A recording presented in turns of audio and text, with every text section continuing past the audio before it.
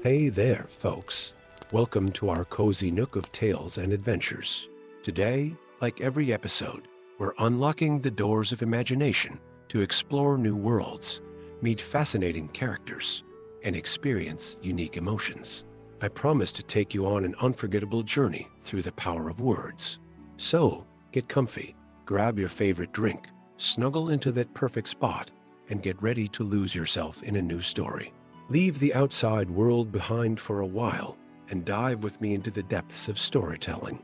If you enjoy our content and want to support the channel, consider hitting that subscribe button and giving the video a thumbs up.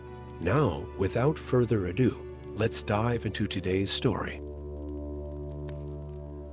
The first sign came on a moonless night in the depths of Fangorn Forest. Gandalf the White stood motionless, his weathered hand pressed against the ancient bark of an oak tree, feeling for the whispers of magic that had always flowed like lifeblood through the eldest of woods. But where once sang a chorus of power, now only the faintest echo remained. His bright eyes narrowed beneath bushy brows as he lifted his staff, attempting to conjure the simplest of illumination spells. The crystal atop his staff flickered weakly, like a candle in its final moments, before darkness reclaimed the forest. Something was terribly wrong. In the days that followed, reports began to reach him from across Middle-earth. The Elves of Lothlorien spoke of their rings of power growing dim. In the Shire, ancient wards of protection dissolved like morning mist. Even the great eagles of the misty mountains found their flights becoming labored, as if the very winds that had borne them aloft for millennia were losing their strength. Gandalf's search for answers led him to the white city of Minas Tirith, where the greatest repository of ancient knowledge in Middle-earth lay hidden in depths of its libraries. For 7 days and 7 nights, he pored over crumbling scrolls and time-worn tomes, until at last he found a prophecy written in the spidery hand of Mardul, the first ruling steward of Gondor. When the wells of power run dry and the songs of magic fade, look to the western shore where the path to salvation lies in golden light. But beware, for the thief of dreams watches from the spaces between worlds. The word sent a chill through Gandalf's heart. The wells of power, the very sources of magic that the Valar had woven into the fabric of Middle-earth at its creation, were being drained. And if his suspicions were correct, he knew the culprit, Morgoth's last lieutenant, a being so ancient its true name had been struck from all records. The legends named it only as the Void Drinker, a creature that had fled into the spaces between realms when its master was cast into the void. With no time to waste, Gandalf set out for the Grey Havens, the last port of the Elves on the western shores of Middle-earth. The journey was perilous. With magic fading, the ancient protections that had kept the dark creatures at bay were failing. Wargs prowled openly on the east road, and in the marshlands, things that had slept for ages stirred in the mud. At the havens, he found Arden the shipwright, eldest of the elves remaining in Middle-earth, gazing out at the sea with troubled eyes. The ancient harbor, once gleaming with ethereal light, now seemed dull and ordinary under the setting sun. "You feel it too," Arden said. "Not a question, but a statement. The unraveling of all we have wrought. I must reach the undying lands," Gandalf replied. "The source of this decay lies there, and with it, the hope of stopping it." Arden nodded slowly. "The last ship awaits. I had kept it for stragglers among my people, but perhaps this was its true purpose all along. The vessel was small but swift, crafted with the skill only the elves possessed." As Gandalf set sail, he could feel the change in the very air around him. The closer he drew to the undying lands, the more he could sense the massive drain of power, like water rushing down an unseen whirlpool. After 3 days at sea, the barrier between realms grew thin. Through the mists, he caught glimpses of Valinor's shores, but they were changed. The golden light that had always illuminated the blessed realm was fading, replaced by an unnatural twilight. And there, at the heart of it all, rising above the highest peak of the Pelry Mountains, breathed a darkness that seemed to drink the very essence of light and magic from the air. The Void Drinker had positioned itself at the wellspring of all magic, the very source from which the Valar had drawn power to shape the world. Like a spider in its web, it was drawing all power into itself, preparing for something monstrous. Drawing his staff, Gandalf began to chant in the ancient tongue of the Mire. Though his power was diminished, he was still a servant of the secret fire, wielder of the flame of Anor. Light blazed from his staff, cutting through the gloom, but the darkness fought back, reaching out with tendrils of anti-light that sought to snuff out his radiance. In that moment of struggle, Gandalf understood the truth. The Void Drinker wasn't simply stealing magic. It was trying to gather enough power to tear open the void itself, to free its ancient master. If it succeeded, Morgoth would return, and with him, an age of darkness beyond imagining. With this revelation came knowledge of what must be done. Gandalf raised his staff high and began to speak words in a language that had not been heard since the music of the Aenir shaped the world. He was not fighting the darkness, he was offering himself as a conduit, a new vessel for the magic that was being stolen. The Void Drinker, sensing a new source of power, turned its attention to Gandalf. But in doing so, it loosened its grip on the wellspring of magic. That was all the opening the Valar needed. Light exploded from the peaks of the Pelri, and the voices of the Valar themselves shook the heavens. The Void Drinker screamed in frequencies that shattered the air itself as it was pulled back into the spaces between worlds, its connection to the magic of Arda severed. When consciousness returned to Gandalf, he found himself lying on the shores of Valinor, the golden light of the blessed realm once again shining in all its glory. Standing over him was man himself, Lord of the Valar, his form barely containable by mortal perception. "You have done well, Ol Rin." Man's voice resonated in Gandalf's mind. The seal between realms is restored, and the flow of magic returns to its proper course, but it will return, Gandalf said, knowing in his heart it was true. Yes, man agreed, but now we are warned, and Middle-earth has you. Mithrandir, whose sacrifice today has bound you even more closely to the magic of Arda itself. Gandalf felt it then, the magic flowing through him was different now, deeper somehow. As if in offering himself as a conduit, he had become something new, not just a wielder of magic, but a guardian of its very essence. As he sailed back to Middle-earth, Gandalf could feel the magic returning to the world. In Fangorn, the trees once again sang with power. In Lothlorien, the rings of the Elves blazed bright. And in the Shire, ancient protections rewove themselves like fresh spring growth. But sometimes in the deepest hours of night, Gandalf would look to the spaces between the stars and remember, for he knew that in those dark gaps, the Void Drinker waited, plotting its return. And when that day came, he would be ready, for he was Gandalf the White, and as long as magic flowed through the veins of the world, he would stand guard against the darkness that hungered to devour it all. Story 2. The winds howled with an unnatural fury across the peaks of the misty mountains as Gwaihir, Lord of the Eagles, streaked through the storm-racked sky. His mighty wings beat against gale-force winds that seemed to actively resist his passage, but the great eagle would not be deterred. He had to reach Gandalf before it was too late. The wizard stood atop the eastern tower of Rivendell, his white robes and hair whipping in the wind, when Gwaihir landed with a powerful rush of wings. "Old friend," the eagle's voice was grave. A darkness spreads through the skies of Middle-earth. Gandalf's eyes narrowed as he observed the usually majestic eagle. Gwaihir's feathers were ruffled, and there was a wild look in his keen eyes that the wizard had never seen before. "Tell me what troubles you, noble one." It began with the smaller birds, Gwaihir explained, his voice carrying over the wind. They began flying in strange patterns, as if answering a call we could not hear. Then the falcons and hawks succumbed. Now even my own kin feel the pull of compulsion to fly ever northward, Toward the gray waste where no living things dwell, the wizard leaned on his staff, his mind racing through ancient histories and forgotten lore. And those who answer this call, do they return? They return changed. Gwaihir's voice was heavy with sorrow. Their eyes grow dark and empty, their voices harsh like the cries of carrion birds. They speak of a master who whispers in their dreams, the Lord of empty skies. Lightning crackled across the heavens as Gandalf absorbed these words.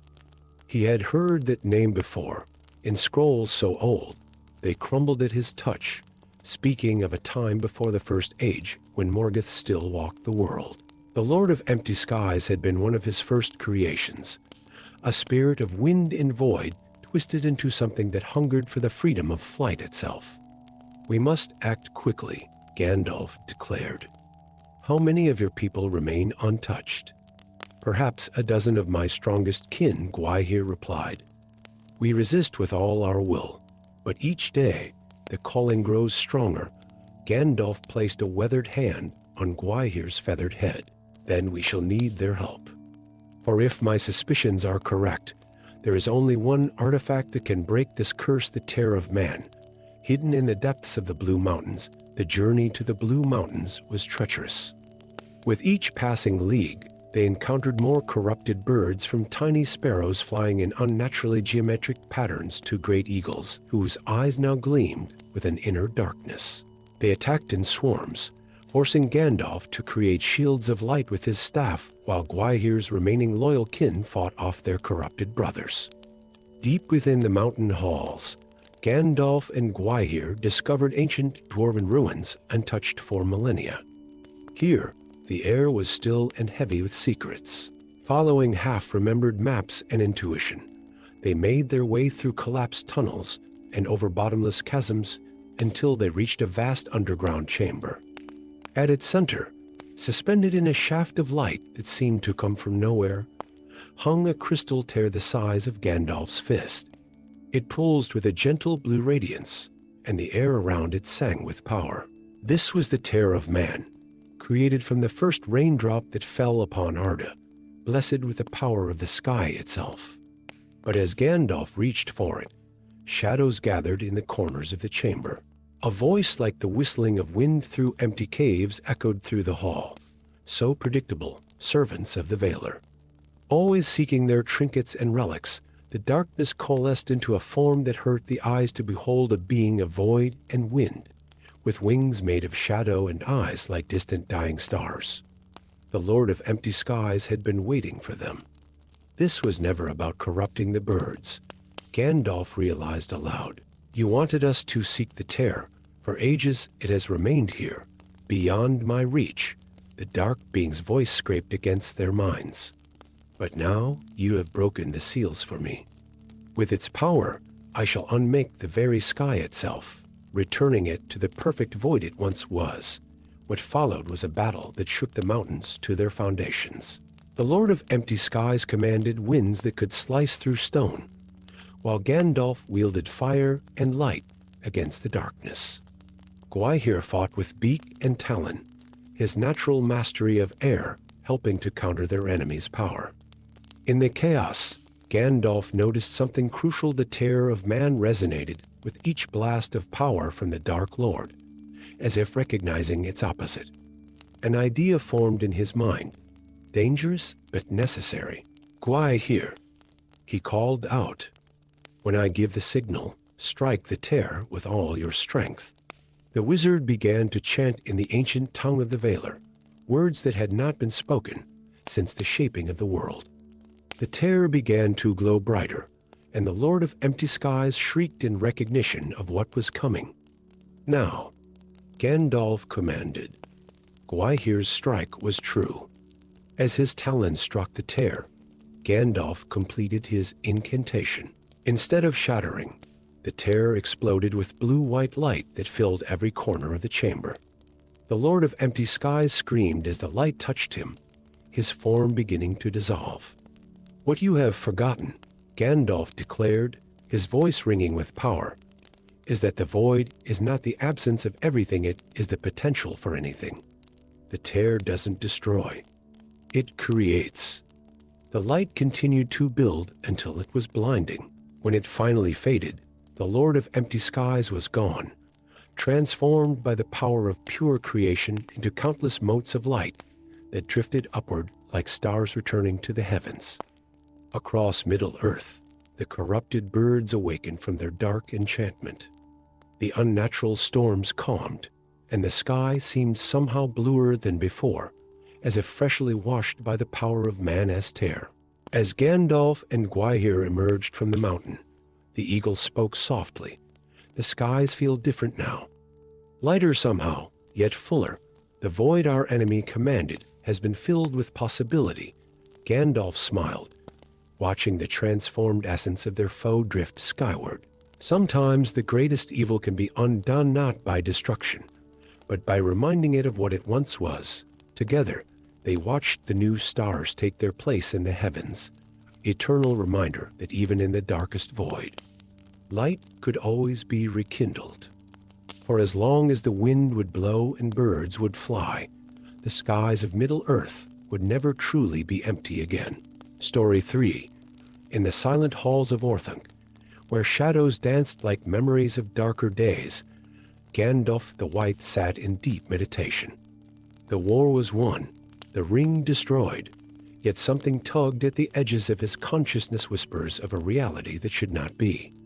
In his mind's eye, he saw impossible visions. Saruman victorious, the West fallen, and Middle-earth shrouded in perpetual darkness. At first, he dismissed these as mere dreams, the lingering fears of what might have been. But as the visions grew stronger, more insistent, he began to sense something far more troubling. These were not dreams at all, but glimpses into another Middle-earth, one where the tide of war had turned differently. Rising from his meditation, Gandalf approached the great window that faced east. The morning sun painted the world in hope's colors, yet he could almost see, like a faint overlay on reality itself, another Orthanc where mechanical monstrosities belched smoke into eternally darkened skies. Something was wrong with the very fabric of reality.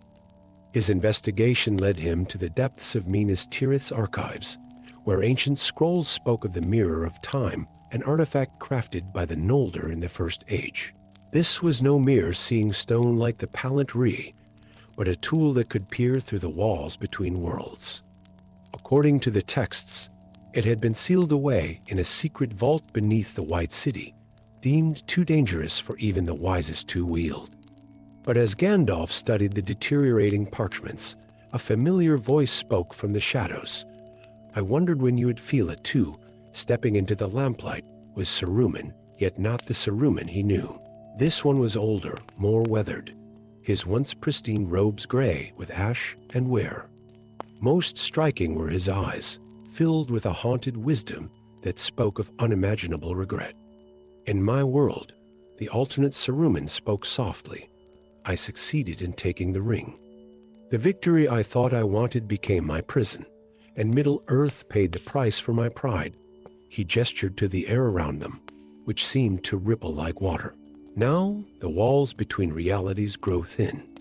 Soon, all timelines will collapse into one, and I fear it will be the darkest version that prevails. Gandalf studied his former friend's counterpart carefully. What caused this weakening between worlds? The Mirror of Time, Saruman replied. In my desperate attempt to undo my mistakes, I found it and tried to use it to change the past. Instead, I created fractures in reality itself. Now, those fractures spread like cracks in ice, and through them seeps a power older than Arda itself, the void between worlds. Their conversation was interrupted by the arrival of another unexpected ally, Radagast the Brown, but not as Gandalf had ever seen him. This version wore armor of bark and living vines, his staff wreathed in thorns. The forests grow restless, he reported. They feel the wrongness in the air. Animals flee from shadows that should not be, and the very trees whisper of worlds bleeding into one another. Together, the three wizards descended into the forgotten depths beneath Minas Tirith. The air grew thick with age and power as they reached a chamber untouched for millennia. There, suspended in a frame of mithril and starlight, hung the mirror of time, a disk of perfect darkness that somehow reflected everything and nothing at once. But they were not alone. Other versions of themselves from other timelines had been drawn here. A Gandalf who had fallen to darkness, a Saruman who had remained true, countless variations of choices made and unmade. The chamber became a confluence of possibilities, each version equally real and equally doomed if they could not mend the fractures in reality. The dark Gandalf stepped forward, his black staff raised. The convergence cannot be stopped. Let us embrace it, become as gods in the new reality we shall forge. That is not our role, Gandalf the White countered, raising his own staff. We were sent to protect and guide, not to rule or reshape. The chamber erupted into chaos as different versions of the wizards clashed, each fighting for their own vision of how reality should be. But amidst the battle, Gandalf noticed something crucial. Each spell cast near the mirror caused the fractures in reality to grow wider. They were making things worse. Stop! His voice thundered with power, freezing the combat. Look at what we're doing. The mirror shows us infinite possibilities, but in fighting to choose one, we destroy them all. Understanding dawned in the eyes of every version of himself, Saruman and Radagast. The mirror of time wasn't meant to change reality, it was meant to teach the wisdom of accepting it. Each timeline, each choice, had its purpose in the grand tapestry of existence. Working together, the wizards from all timelines began a great spell, not to seal the fractures, but to stabilize them. The mirror of time began to pulse with light, no longer reflecting infinite possibilities, but instead harmonizing them. Reality shifted, not collapsing, but finding a new balance. When the spell was complete, Gandalf found himself alone again in the chamber with his own timelines, Saruman and Radagast. The mirror of time had transformed into a simple glass disc, its power spent in healing the wounds between worlds. What happens now? Radagast asked, looking at the spent artifact. Now we remember, Gandalf replied, that wisdom lies not in controlling all possibilities, but in accepting that they exist. Each choice we make creates its own reality, and each reality has its own purpose in the greater song of creation. As they emerged from the depths, the air felt clearer somehow, as if reality itself had taken a deep breath and settled. The visions of other timelines faded, but their lesson remained. In infinite possibilities lay infinite hope, and every choice, for good or ill, was part of a greater pattern that even the wisest could not fully comprehend. From that day forward, Gandalf would sometimes pause in his wanderings, remembering the glimpses he had seen of other paths not taken. And in those moments, he found new appreciation for the delicate balance of fate and free will that wove together the tapestry of Middle-earth. Story 4. The northern winds carried whispers of ancient evil as Gandalf the White traversed the desolate expanse of the northern waste. Here, beyond the reach of kingdoms and chronicles, the very air crackled with forgotten magics. His horse had refused to venture further days ago, its instincts wiser, perhaps, than his determination. Yet something pulled him onward, a disturbance in the fabric of power that even the White Council could not ignore. Dawn broke over the frozen landscape, painting the ice in shades of amber and rose, when Gandalf first saw the circle of light. Amid the endless white, a perfect ring of glowing runes pulsed with a warm, golden radiance. At its center lay a child, seemingly asleep, untouched by the bitter cold. Her small form was wrapped in robes that seemed woven from starlight itself, her dark hair adorned with crystals that caught and reflected the runic light. As Gandalf approached, his staff held ready, the runes began to shift and dance. He recognized fragments of the oldest tongue's words of power from the First Age, when the world was young and magic flowed more freely. But there was something else, something that made his ancient heart skip a beat. Mixed among the familiar scripts were symbols he had seen only once before, in accounts of the imprisoning of Ungoliant, the primordial spirit of darkness. The child's eyes opened as he reached the circle's edge. They were not the eyes of a child at all, but ancient pools of wisdom that held the weight of millennia. When she spoke, her voice carried the echo of countless others speaking in unison. Mithrandir, the voices said through her, the weaver of shadows stirs in her prison between the stars. The seals weaken. The hunger grows. Gandalf felt a chill that had nothing to do with the northern cold. Ungoliant, the ancient darkness that had once nearly devoured the light of the two trees of Valinor, whose hunger was so vast it had driven her to consume herself, but she had been bound, sealed away by the combined might of the Valar themselves. How is this possible? He asked, though he feared he already knew the answer. The child oracle rose, her feet hovering just above the snow. The death of Sauron has shifted the balance of powers ancient and dark. As one evil falls, others sense weakness. The void she tore in the world pulls at her children, calling them to free their mother, as if in response to her words, a shadow passed over the sun. Looking up, Gandalf saw massive webs beginning to stretch between the clouds, black strands that seemed to drink in the light itself. The spawn of Ungoliant were gathering, preparing for their mother's return. Time grows short, the oracle continued. The children of the great spider build their web between worlds.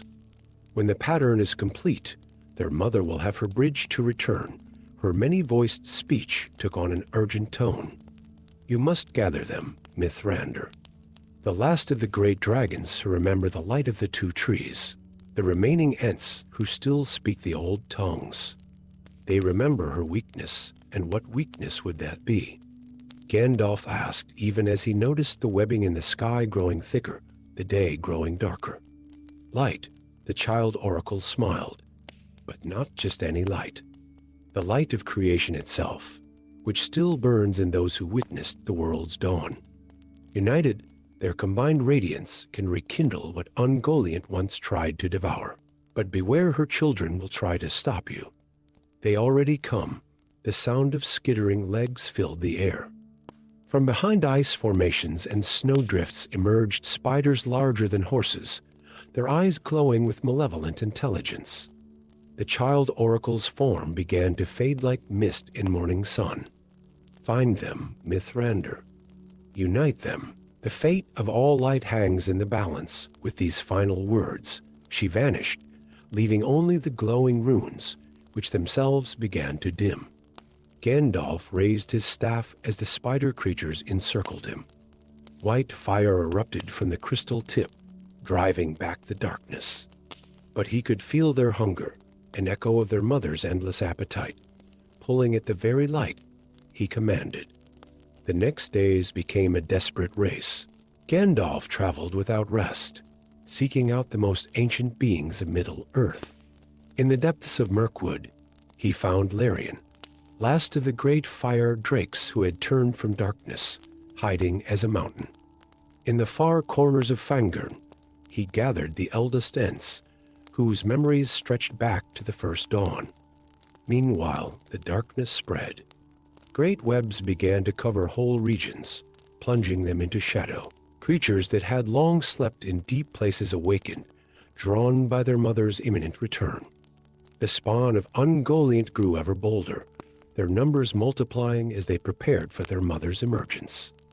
It was in the heart of the lonely mountain that the final battle began. As Ungoliant's children wove their masterweb, a pattern that would bridge the gap between worlds, Gandalf and his gathered allies prepared their counterstroke. The fire drake's flames carried not just heat, but the memory of the first light. The Ents' voices raised in songs that had helped shape the world. And through it all, Gandalf channeled their power, focusing it through his staff like a lens focusing sunlight.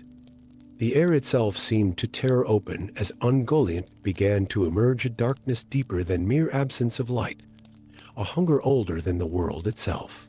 But as she pushed through the gap between worlds, she found not the darkness her children had promised, but the combined light of those who remembered the world's beginning.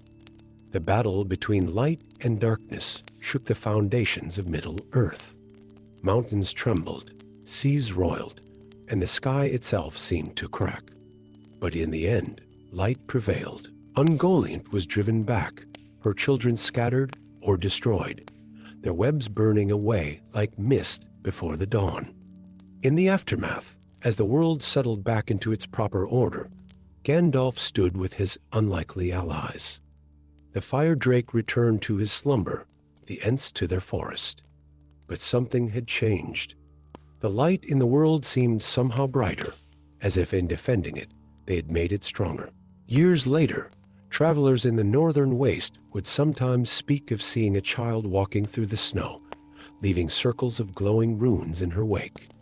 And in the darkest nights, when shadows seemed to move with minds of their own, they would remember that light, no matter how small, could never truly be devoured, for it lived on in memory, in hope, and in the hearts of those who chose to defend it.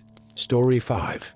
Deep in the libraries of Minas Tirith, where ancient scrolls held secrets as old as Middle-earth itself, Gandalf the White discovered something that made his weathered hands tremble. By the flickering light of enchanted crystals, he carefully unrolled a piece of parchment so delicate it seemed to be woven from spider silk. The script was unlike any he had seen before, older than the oldest Elvish, yet somehow familiar to his immortal soul. As his eyes deciphered the ancient text, the truth struck him like a bolt of lightning. There had been 6 Astari sent to Middle-earth, not 5. The scroll spoke of Morinhutter, the Night Slayer, a wizard of tremendous power who had vanished before even Sauron's first rise to power. But it was what the scroll revealed next that caused Gandalf's heart to race. Morinhutter had forged a ring of power that predated even the rings of the Elves. The scroll crumbled to dust as soon as he finished reading, but its message was clear. Hidden in the ruins of a forgotten kingdom lay a ring that could manipulate time itself, and dark forces were already moving to claim it. The signs were their strange disturbances in the fabric of reality, moments where time seemed to fold in on itself, and dreams of futures that should never come to pass. Gandalf's contemplation was interrupted by the arrival of a young warrior from Rohan, Ethelfrid Swiftblade, his armor still bearing the marks of a hard ride. The forests near the dead marshes, he reported, breathing heavily, they're growing backwards. Trees that were saplings yesterday stand as ancient giants today, only to vanish entirely by nightfall. The wizard's suspicions were confirmed. Someone or something was already tampering with the ring's power. He needed allies, and quickly. His mind turned to Nind, a shadow walker from the far eastern tribes, whose wisdom in the old magics had proven invaluable in the past. They would find her in her usual haunt, the misty peaks, where the stars seemed close enough to touch. The journey north was treacherous. Reality itself seemed to ripple around them as they traveled, with moments repeating themselves like echoes in a canyon.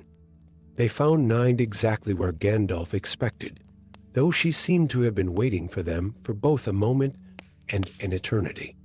The cultists of the timeless void are already gathering, she informed them, her eyes reflecting starlight in impossible patterns. They believe the ring will allow them to unmake creation itself, returning all to the void from which it came. Their path led them to the ruins of Khaz-Durnan, a city so ancient it had been forgotten even by the Elves.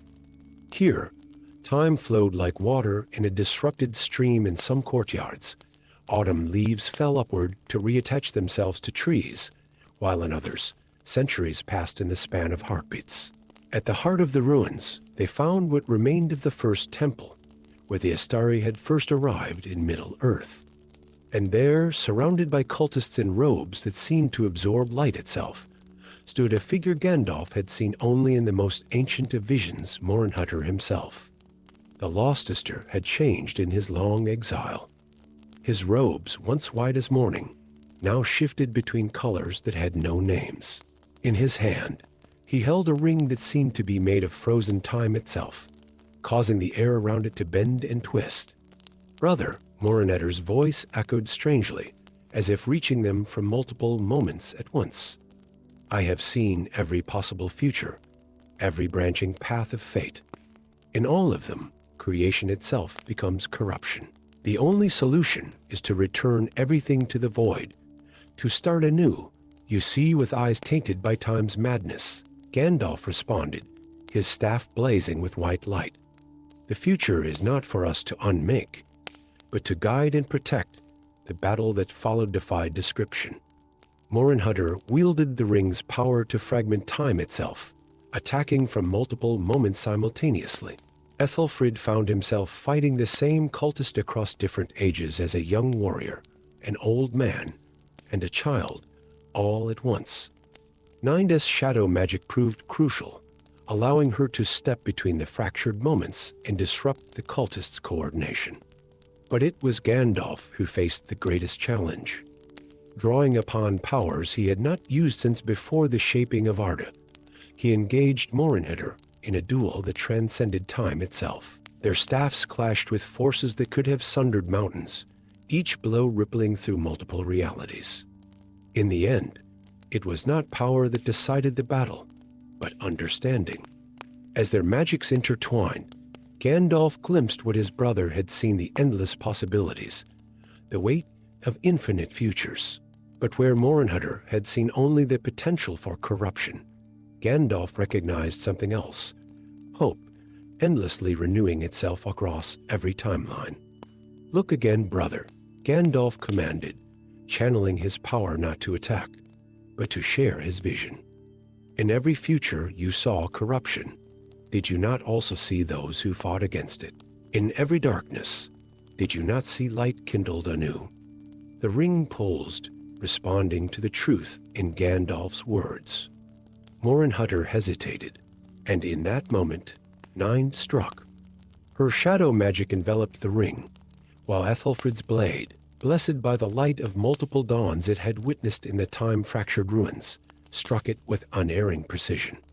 The ring shattered, and with it, the fractured timelines began to heal themselves. Morinhutter fell to his knees, his form shifting between what he had been and what he had become, before finally settling into something in between, neither the pure being he once was, nor the corrupted thing he had almost become. As reality stabilized, the cultists fled or were captured. The ruins of Kara's Durnan settled into a single time stream, though echoes of other possibilities would always whisper through its ancient stones. Morinhutter, stripped of his power but freed from his madness, accepted exile to the undying lands, where the Valar themselves would help him find peace. In the aftermath, Gandalf stood with his companions in the restored temple, watching the sun rise over the ancient stones. "Time is not ours to command," he mused, "but it is ours to protect. Every moment, every choice, creates its own kind of magic." Nine nodded, her shadow-touched eyes seeing truths others might miss. "And in protecting time, we protect hope itself." Ethelfrid, forever changed by his experience, simply gripped his sword's hilt and smiled. "Then we shall be its guardians, for all the time we have." As they departed the ruins, Gandalf cast one last look at the place where the ring had shattered. Its fragments had vanished, returning to the stream of time from which they had been stolen. But sometimes, in moments between moments, those who know where to look might catch a glimpse of other possibilities, other paths, not as paths to be taken, but as reminders of the infinite precious nature of each moment we are given. Story 6. The ancient constellations had never lied to Gandalf before. For over 3,000 years, he had read their celestial dance across the night sky of Middle-earth, finding truth and guidance in their eternal patterns. But now, as he stood atop the Tower of the Moon in Minas Tirith, his weathered hands gripping his staff tight enough to whiten his knuckles, the stars spoke of impossible things. The constellation of the Dragon Warrior was shifting, its stars rearranging themselves like scattered gems on black velvet. This was no natural movement, it was a sign that the millennial curse was awakening. The barriers between worlds were beginning to weaken. "Time grows short," Gandalf muttered to his old friend, a moth that had perched upon his shoulder. We must reach the Blue Mountains before the winter solstice, without waiting for dawn. The gray wizard descended the tower's winding steps, his mind already mapping the treacherous journey ahead. The ancient text spoke of the Portal Guardians, a secret order that predated even the Astari, who had protected Middle-earth from extra-dimensional incursions for countless ages. If any of their descendants still lived, they would be found in the forgotten valleys beyond the Blue Mountains. As Gandalf rode westward on Shadowfax, the landscape transformed from the proud stones of Gondor to the wild lands of Eriador. Villages grew scarcer, and the road less certain. Yet it was in one such hamlet, nestled in a valley where the sun seemed to linger longer than it should, that fate intervened.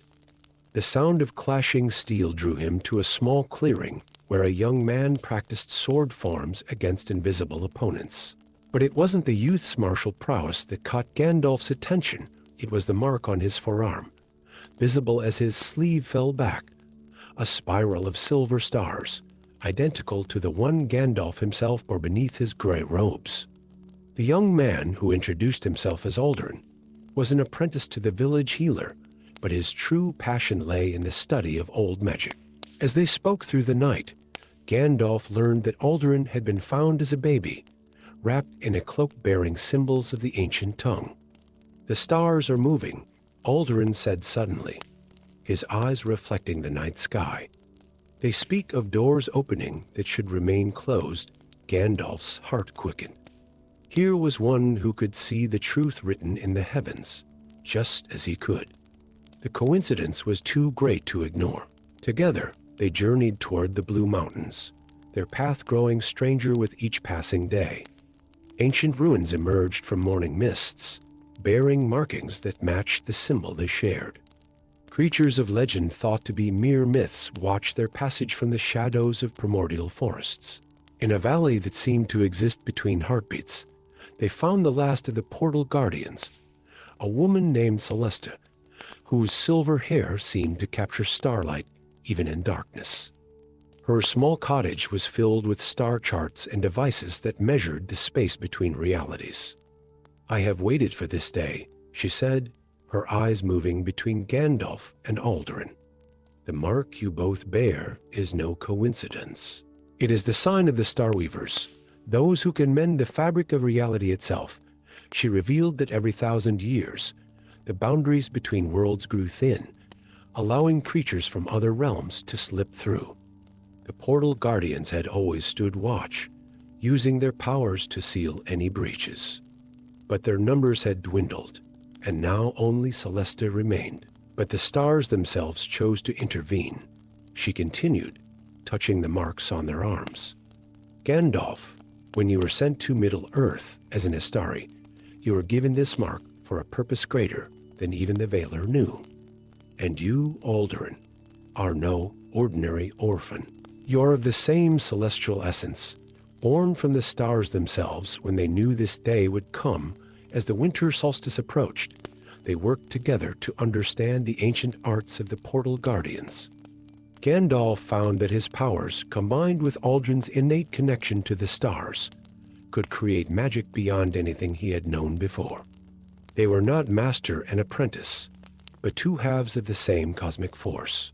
The night of the solstice arrived with terrible beauty. The sky erupted in auroras of impossible colors as the barriers between worlds began to tear. Through the rifts, they could see other realms, worlds of crystal forests and burning seas, of living shadows and singing light.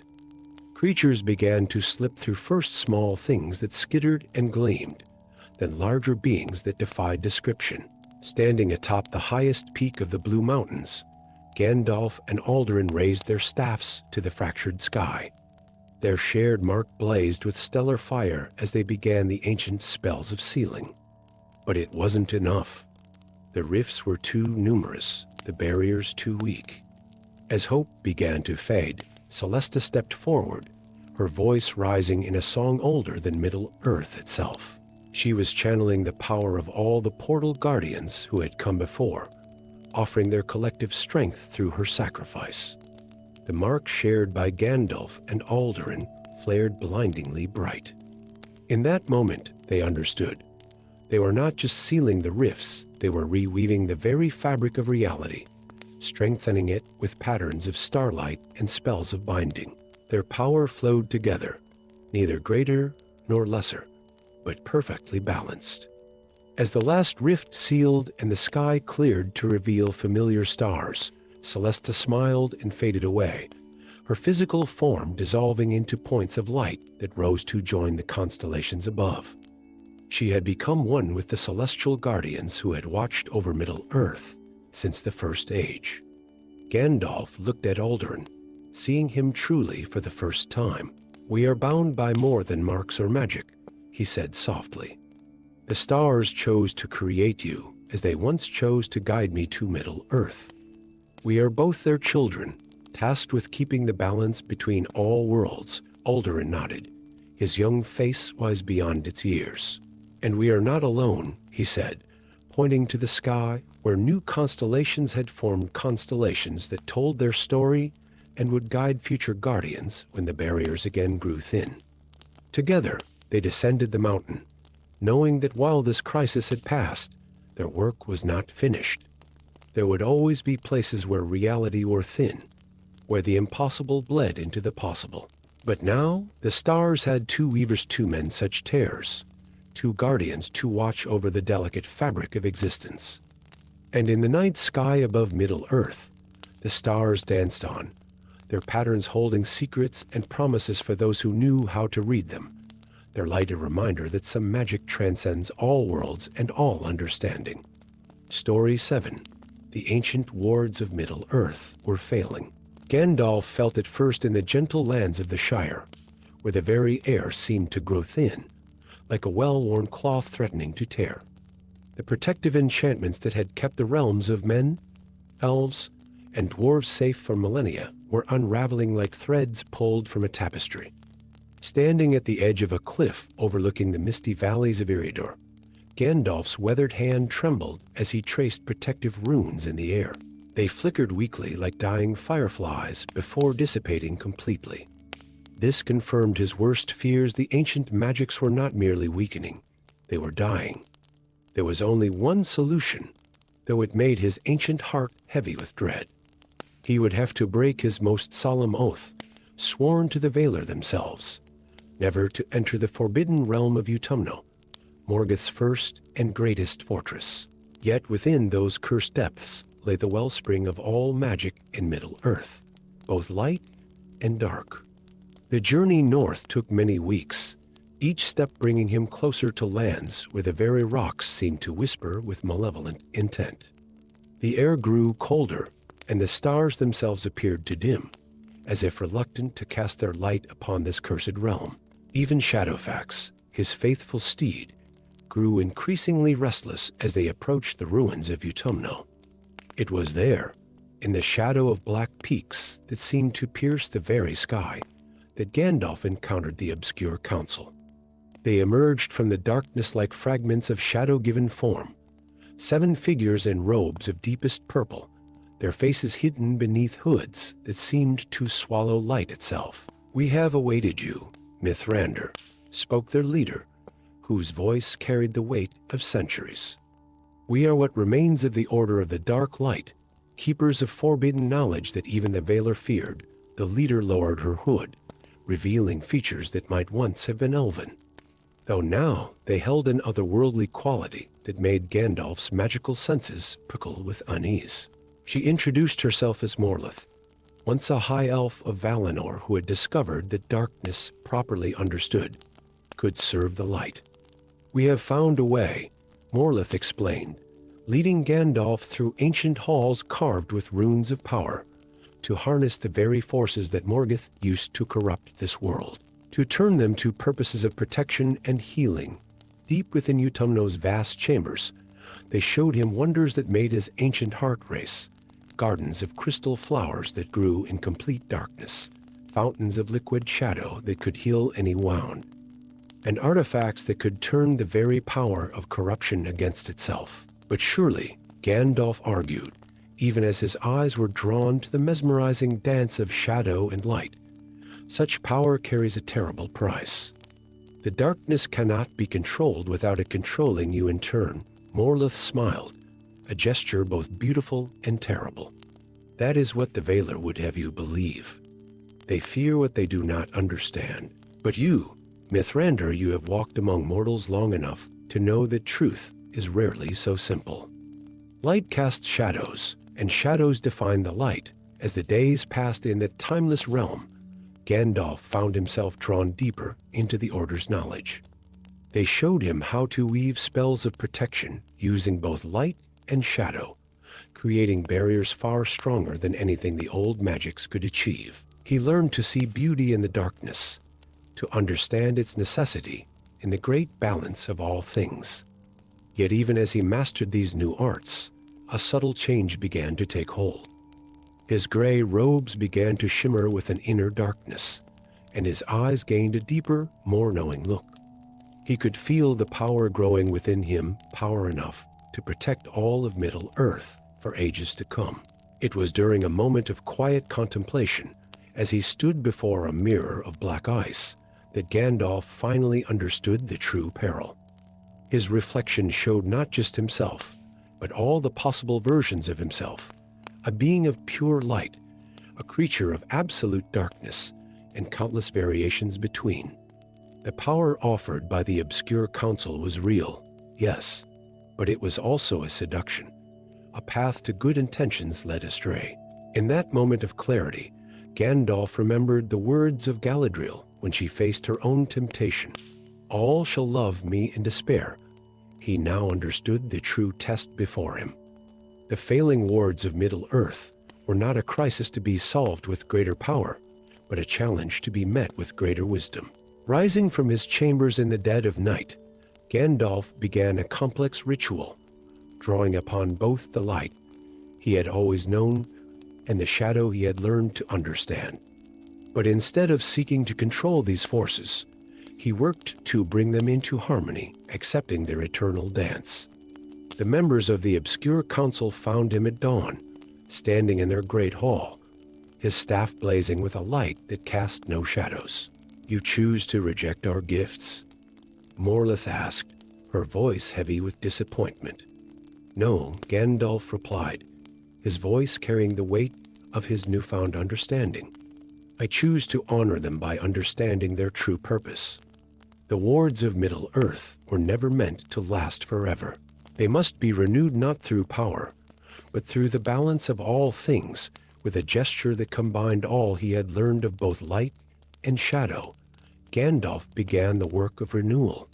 The failing wards would be replaced not with barriers of force, but with patterns of harmony that would allow both light and darkness their proper place in the world. As he emerged from Utumno days later, the northern lights danced across the sky in patterns never before seen in Middle-earth. The new wards would not prevent darkness from entering the world, but would ensure that it remained in balance with the light, each defining and strengthening the other. Gandalf rode south bearing new wisdom, his gray robes now shimmering with subtle patterns of light and shadow. He had broken his oath to enter Utumno, yes, but in doing so had discovered a truth the Valar themselves might have forgotten, that the greatest power lies not in the mastery of darkness or light, but in the wisdom to accept and balance both. And in the depths of Utumno, the obscure council continued their watch, knowing that they had played their part in a story far greater than their own. For in choosing not to use their power, Gandalf had proven himself worthy of understanding it, and in that understanding had found a way to protect Middle-earth, not through force, but through wisdom. Story 8. The golden leaves of Lothlorien were turning black. Not with autumn's gentle touch, but with a creeping darkness that seemed to drain the very life from the ancient Malorn trees. Gandalf stood beneath the withering canopy, his eyes fixed upon a leaf as it crumbled to ash in his palm. The air, once sweet with the song of elven magic, now carried a bitter taste of decay. Lady Galadriel's urgent summons had reached him through the whispers of the wind, bearing news that chilled even his ancient heart. The great trees of the Golden Wood, which had stood sentinel since the First Age, were dying without cause or explanation.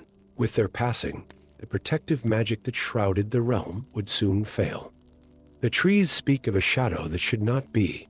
Galadriel's voice emerged from the silvery mist, her otherworldly beauty marked by concern.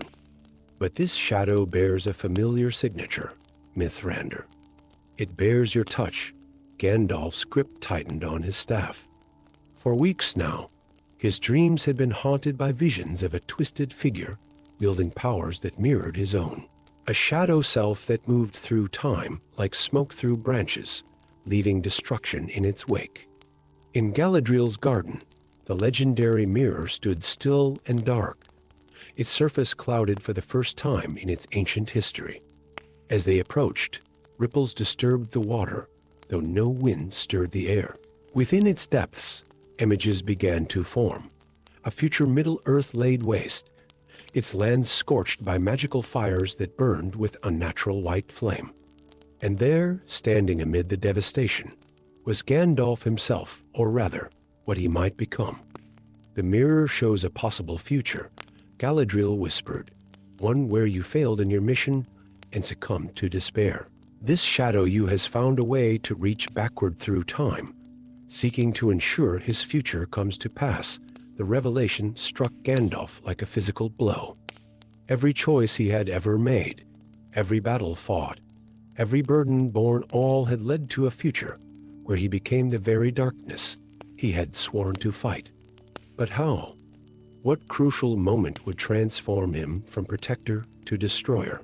The answer came in his dreams that night, a vision of the One Ring, not destroyed but claimed, wielded with the noblest of intentions that gradually twisted into tyranny. In that possible future, his wisdom had turned to prideful certainty, his power to domination, until nothing remained of the Gandalf who had once delighted in fireworks and the simple pleasures of the Shire. "We must find a way to stop him to stop me," Gandalf declared as dawn broke over the fading golden leaves. "But to confront oneself. There can be no more dangerous adversary." Galadriel led him to a secret chamber beneath the roots of the greatest Malorn tree. There, in a crystalline vault, lay an ancient staff that hummed with the combined power of the 3 elven rings. "This was crafted in the First Age," she explained, "designed to combat powers that slip between the threads of time itself. But its use comes at a great price. What price would be too great to prevent such a future?" Gandalf asked, though his heart already knew the answer. For 3 days and nights, Gandalf and Galadriel worked ancient magics, weaving spells of time and truth, while the shadow Gandalf's influence continued to spread through Lothlorien. The great trees groaned in agony, their leaves falling like tears of gold turned to ash. On the 4th night, as the new moon cast no light upon the dying forest, the shadow Gandalf finally appeared. He was both familiar and alien, Gandalf's own features twisted by centuries of bitterness and power, his white robe stained with the ash of burned worlds. "You cannot stop what must be," the shadow self spoke with Gandalf's own voice, made harsh by time and tragedy. "I have seen every possible path. Only through absolute power can Middle-earth be truly protected. The ring must be claimed, not destroyed. I see not all paths," Gandalf replied, raising the ancient staff, "but I know the cost of the one you have chosen. The future you represent is built on the ruins of everything we swore to protect.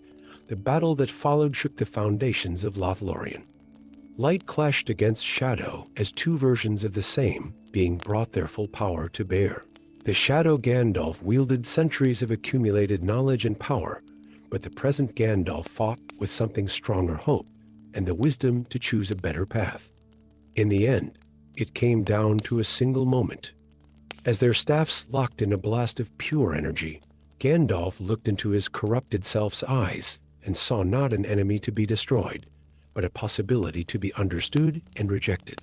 With that realization, he drove the ancient staff into the heart of their magical connection.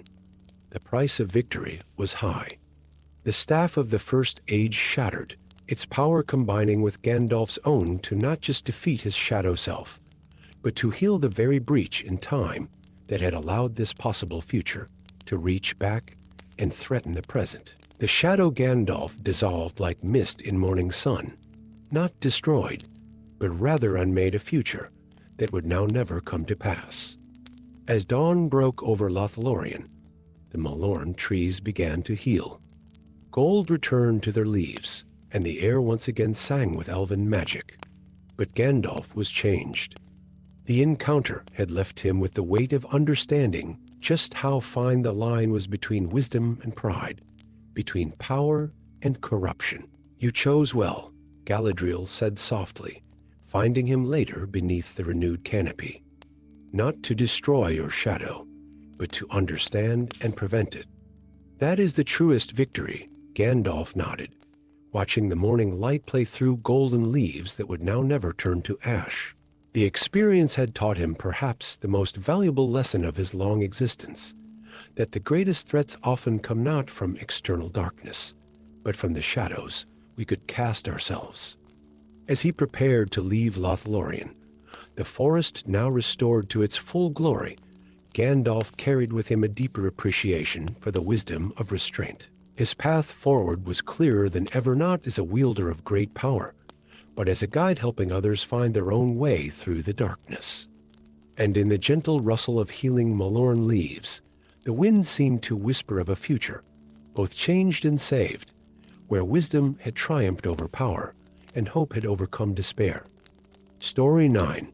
The morning mist curled around Gandalf's ankles as he made his way through the ancient forest of Fangorn. The wizard had walked the paths of Middle-earth for 3,000 years, but never had he felt such a peculiar disturbance in the fabric of magic itself. It was as if the very air whispered of change, of something awakening in the far east, where his thoughts rarely ventured. His wandering path led him to a small clearing where the impossible waited. A child, no more than 7 summers old, sat beneath a great oak tree. She was clearly of elven blood, with delicate features and pointed ears, but it was her eyes that made even Gandalf, the wielder of Narya, pause in wonder. They shifted like quicksilver in moonlight, changing color with each passing cloud from deepest sapphire to palest silver, then to a purple that spoke of twilight and ancient mysteries. "I have been waiting, Mithrandir," the child said, her voice carrying the weight of ages that belied her young appearance. The blue wizard's call. Gandalf's grip tightened on his staff. The blue wizards, LOTR and Palando, had vanished into the east centuries ago. Some said they had fallen to darkness, others that they had simply faded into legend. But here was a child speaking their names with the familiarity of old friends. Her name was Lunara, she told him, though who had given her this name remained a mystery. She had been found at the edge of a sacred grove, wrapped in a cloak covered in runes that even the eldest of the elven lore masters could not fully decipher. But Gandalf recognized them. They were the secret marks of the blue wizards, symbols of power they had crafted before departing on their eastern journey. "Show me the cloak," Gandalf requested, seating himself beside her on an ancient root. As Lunara unwrapped the shimmering fabric, the runes began to glow with a soft azure light. They spoke of a prophecy, of a time when the wisdom of East and West would need to be united to prevent a shadow greater than Sauron from consuming all of Middle-earth. The journey east began the next morning. Gandalf and Lunara traveled through lands that grew increasingly strange and wondrous. They crossed fields where the grass sang in the wind, and forests where the trees walked freely without the shepherding of Ents. In each place, Lunara's eyes would shift to match the magic of the land, as if she were a living mirror of Middle-earth's hidden powers. Their path led them to the edge of dreams, a vast desert where reality shimmered like a mirage. Here, they encountered the first sign of the blue wizard's fate, a city of blue crystal rising from the sand like a memory of Valinor. Within its transparent walls, they found libraries filled with scrolls documenting the growth of a terrible power in the furthest east, a cult that had discovered how to drain the very essence of magic from the world. The blue wizards did not fall to darkness, Lunara said, her eyes now the color of aged parchment as she read the ancient texts. They sacrifice themselves to contain it. But their power wanes, and the seals they created are breaking. Deep in the crystal city's heart, they discovered a chamber of prophecy. On its walls, painted in strokes of living light, was the image of a child with changing eyes, standing between two blue-robed figures. The prophecy spoke of a vessel, one who could channel the combined power of all the Astari created by the blue wizards in their final act of desperation. Gandalf felt the truth settle in his heart, like a stone in a still pond. Lunara was not simply a child, she was the blue wizard's legacy, a being crafted from their combined power and wisdom, sent west in hopes of finding aid before their containment of the eastern darkness failed completely. Their journey led them finally to the Mountains of Dawn, where the sun first rose over Middle-earth. In a valley hidden between two peaks that seemed to pierce the very sky, they found the LOTR and Pallando, but not as they had once been. The blue wizards had transformed themselves into pillars of pure crystal, their power focused entirely on containing a writhing darkness that pressed against the transparent walls of their prison. Lunara's eyes shifted to the deepest blue Gandalf had ever seen as she approached the crystal pillars. "They wait for me," she whispered. "This is why I was created." The ritual that followed drew upon magics older than Middle-earth itself. Gandalf channeled his power through Narya, the Ring of Fire, while Lunara became a conduit for the blue wizard's remaining strength. As her eyes cycled through every color imaginable, she began to glow with a light that seemed to come from the very dawn of creation. The crystal pillars that had been LOTR and Pallando began to crack, but before the darkness could escape, it was drawn into Lunara's small form. Her eyes blazed with a blue so pure it brought tears to Gandalf's eyes. The power of three Istari, combined within one vessel, transformed her into something new, neither child nor wizard, but a guardian of the boundaries between light and shadow. When it was done, where the child had stood now rose a new pillar of crystal, but unlike the dark blue of her predecessors, this one shone with a light that contained all colors, shifting and changing like her eyes had once done. Within it, Lunara's form was visible, suspended in a moment of perfect balance between power and peace. "Sleep well, little one," Gandalf said softly, placing his hand upon the crystal. "You have united East and West in a way none could have foreseen." He remained in the valley for several days, establishing wards and protections around the new guardian. The blue wizards had turned their bodies into prisons for darkness. Their creation had transformed herself into a beacon of light. It was a fitting legacy for the lost Astari of the East. As Gandalf finally turned west again, he carried with him scrolls from the Crystal City and a small shard of blue crystal that pulls gently with remembered power. The East would always need its guardians, he reflected, but now those guardians would stand in light rather than shadow. And in years to come, travelers in the furthest East would tell tales of a valley where the rising sun created rainbows in a crystal pillar, and of a presence that watched over them with eyes of every color imaginable, keeping the darkness at bay with the combined wisdom of East and West. Story 10. Deep within the halls of the Lonely Mountain, where the echoes of dwarven hammers had long since faded to whispers, Gandalf the Grey traced his fingers over markings that should not exist.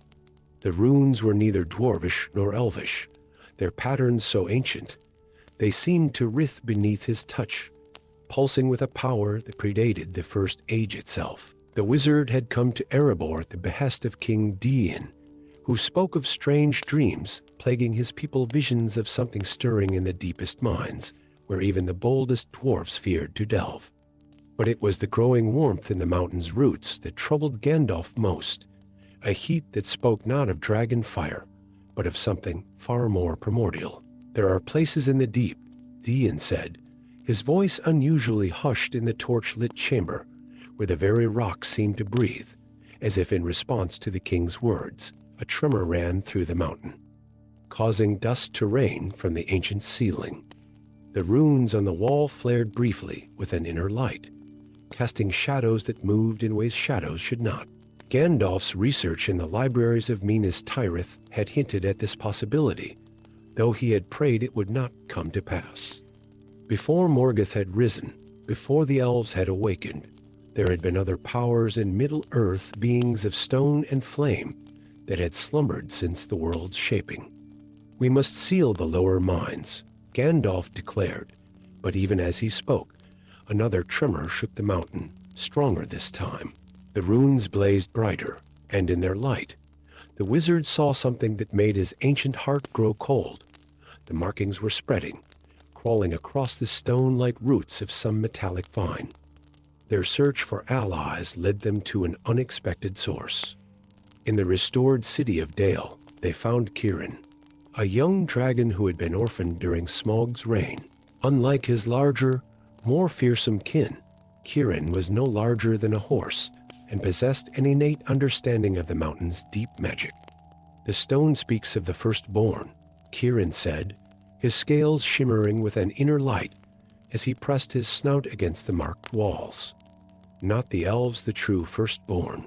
Those who came before, when the world was still molten, together they descended into the mountain's depths, following the spreading network of runes.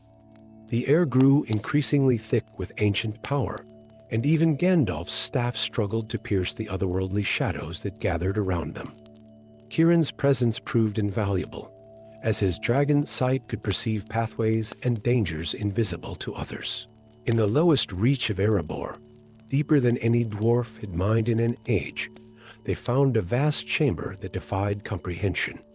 The walls were covered in living metal that pulsed with its own inner light, and at the chamber's center stood a pillar of black crystal that seemed to absorb both light and sound. "This is older than Morgoth," Gandalf breathed, his voice barely a whisper in the humming air. "This is from the world's forging." The crystal pillar began to crack, and from within emerged a being that belonged to no known race of Middle-earth. It was like a living shadow given form by liquid metal, its shape constantly shifting between humanoid and something far more alien. "We are the Gkor," it spoke, its voice resonating through stone and bone alike. "We shaped the mountains when your kind were not even dreams in the mind of Ilvatar." The being revealed that its kind had slumbered since the First Age, waiting for the world to grow cold enough for their reawakening. Now, with the power of dragons waning and the magic of elves fading from Middle-earth, they sensed their time had come again. But Gandalf, with his millennia of wisdom, saw the flaw in their awakening. The world had changed while they slept. The dominion they sought to reclaim was now home to countless other beings, each with their own right to exist. "The age of singular powers is past," Gandalf declared, raising his staff. "Middle-earth belongs not to any one race, but to all who would live in harmony with it."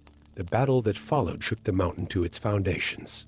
The Gkor commanded powers that had shaped the world itself, but Gandalf wielded something equally potent, the combined will of all free peoples who had made Middle-earth their home. Kirin proved crucial in the conflict, his dragon nature allowing him to understand and counter the ancient being's power over stone and flame. Together, he and Gandalf worked to contain rather than destroy, recognizing that even this ancient power had its place in the world's balance. The solution came not through force, but through wisdom.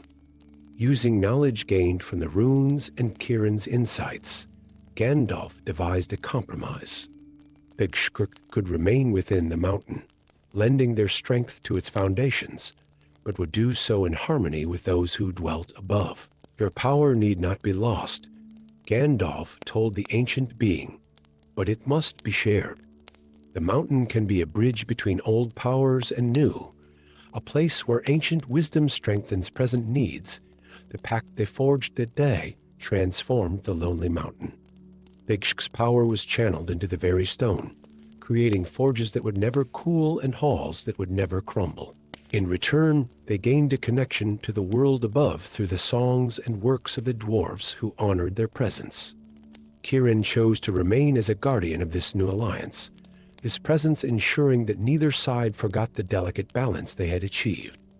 The dragon found his true purpose not in hoarding treasure, but in preserving something far more precious: the harmony between past and present. As Gandalf emerged from the mountain days later, he carried with him both relief and wonder. The crisis had been averted not through destruction of the ancient power, but through finding a way to integrate it into the present age. The lonely mountain stood prouder than ever against the sky, its peak wreathed in clouds that sometimes shimmered with metallic light. Within its depths, the runes still glowed, but now they sang in harmony with dwarven hammers, their ancient power enriching rather than threatening the life above. And sometimes, on quiet nights, travelers would speak of seeing a small dragon soaring around the mountain's peak, its scales gleaming with the same inner light that now pulls deep within the heart of Erebor, where old magic and new had found a way to coexist in peace.